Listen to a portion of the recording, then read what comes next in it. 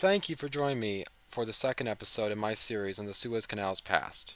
In the previous episode, I discussed how the ancient Egyptian trade networks with Punt in Eritrea and Necho II's circumnavigation of Africa took advantage of this waterway, both bringing the Egyptians wealth and prestige in the ancient world.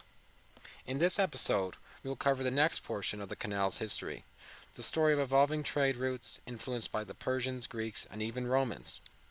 Please keep watching if you want to learn how Indo-European trade networks developed through this region after the fall of Egypt. I hope you enjoy this video.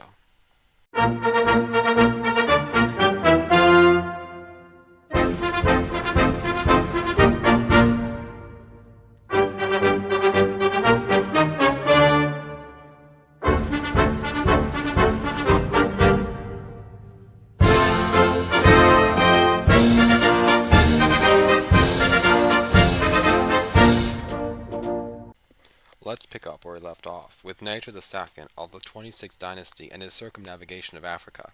Aside from his interest in navigation, he was also well known for his military campaigns.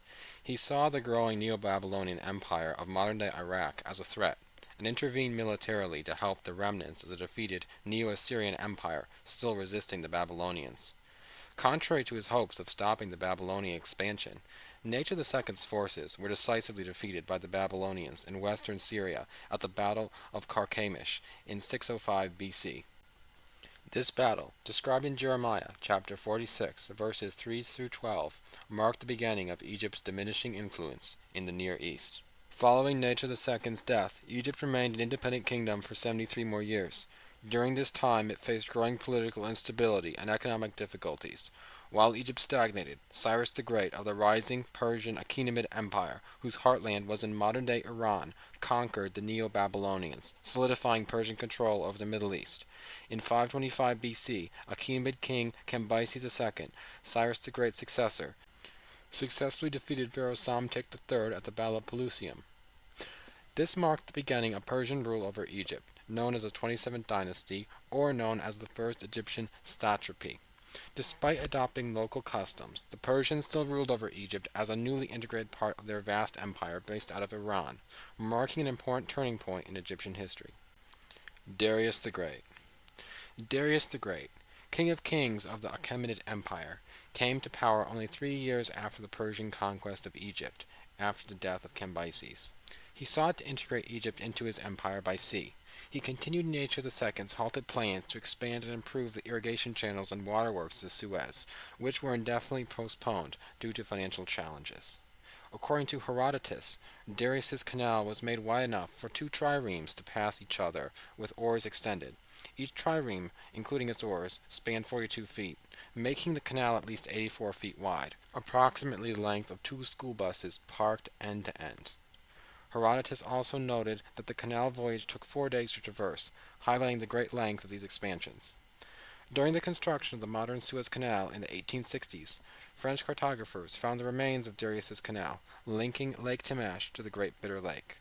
They also found 5 inscribed monuments made to commemorate his efforts. The best preserved of these monuments was a pink granite pillar discovered by Charles de Lesseps in 1866 near the south end of the Bitter Lake at the modern Kirbit Air Force Base. The inscription read, "King Darius says, I am Persian, setting out from Persia. I conquered Egypt. I ordered to dig this canal from the river that is called the Nile and flows in Egypt, to the sea that begins in Persia. Therefore, when this canal had been dug as I ordered, ships went from Egypt through this canal to Persia as I intended." This message accurately represents Darius's massive construction efforts on the canal, and hints at voyages connecting Egypt to the Persian Gulf. However, it altogether omits the pre-existing canal he expanded, likely in an attempt to overstate his project's impact.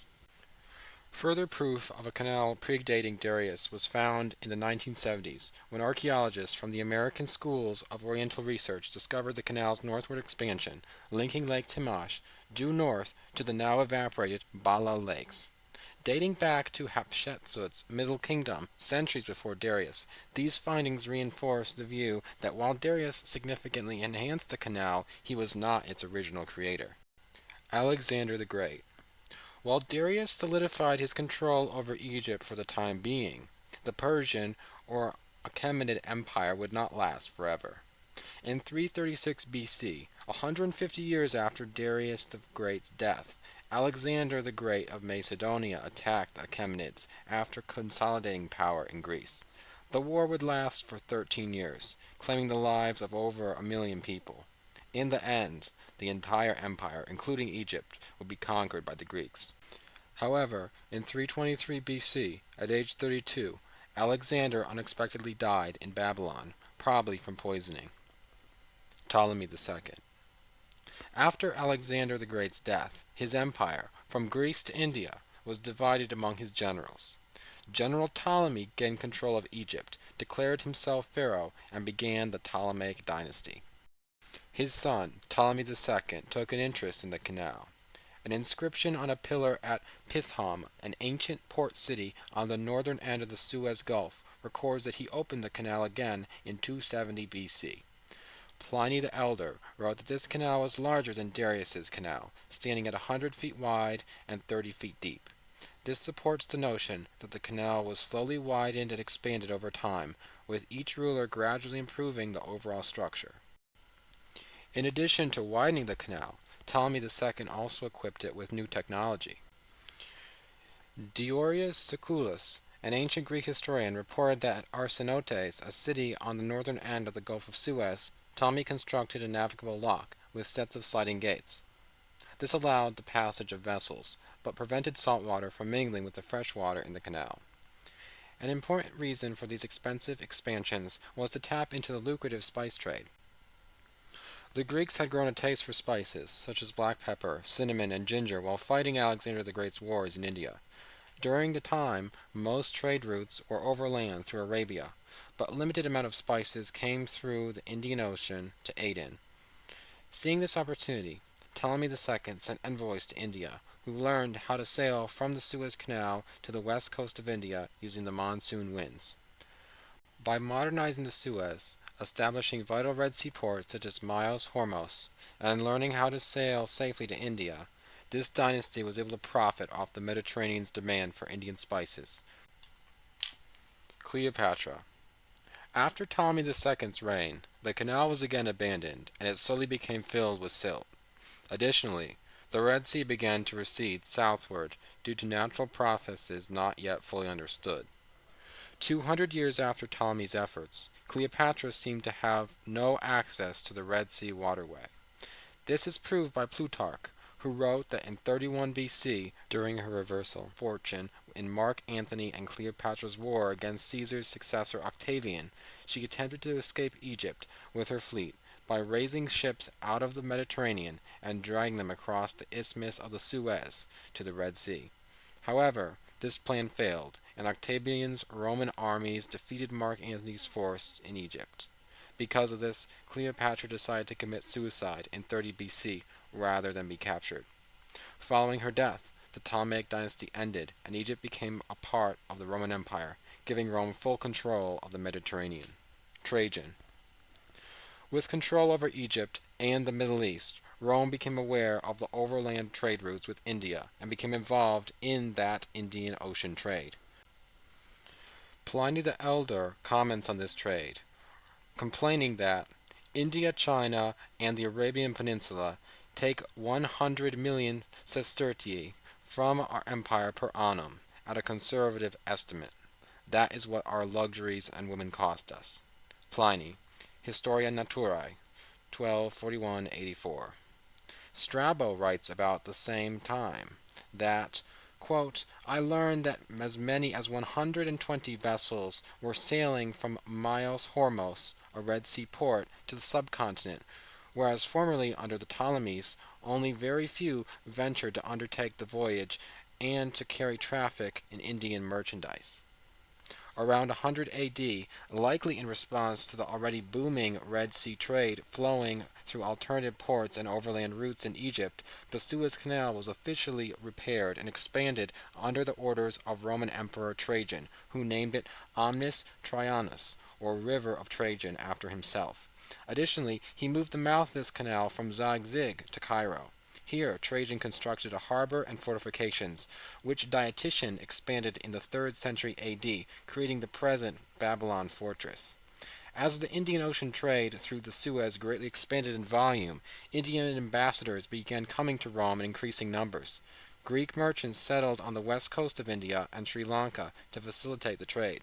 Like before, they used the monsoons to bring goods back to Aden or other ports, and the next batch of merchants would bring these goods into Egypt, while a third or fourth merchant would carry the goods to their final destinations. Here's a map created with descriptions from the 1st century periplus of the Erythraean Sea that described navigation and trading opportunities from Roman ports on the Red Sea, Horn of Africa, and Indian Ocean. Influence on culture and evidence. The Romans celebrated the plentiful luxury, spices, and wealth this trade gave them. This trade helped explain why many recipes in the 1st century Roman cookbook auspices required Indian spices such as ginger, black pepper, cloves, cinnamon, and nutmeg. This showcases how spices from India became an important part of Roman society. Additionally, elites developed a taste for exotic animals such as Indian peacocks in cooked dishes. Larger animals such as Indian elephants and tigers were used in the Colosseums. These animals were added to the lineup of bears, lions, and rhinos, which were used in large numbers for the public arena battles. These arena battles, of either man versus animal or animal versus animal, were used as entertainment for many Romans, despite their cruel nature.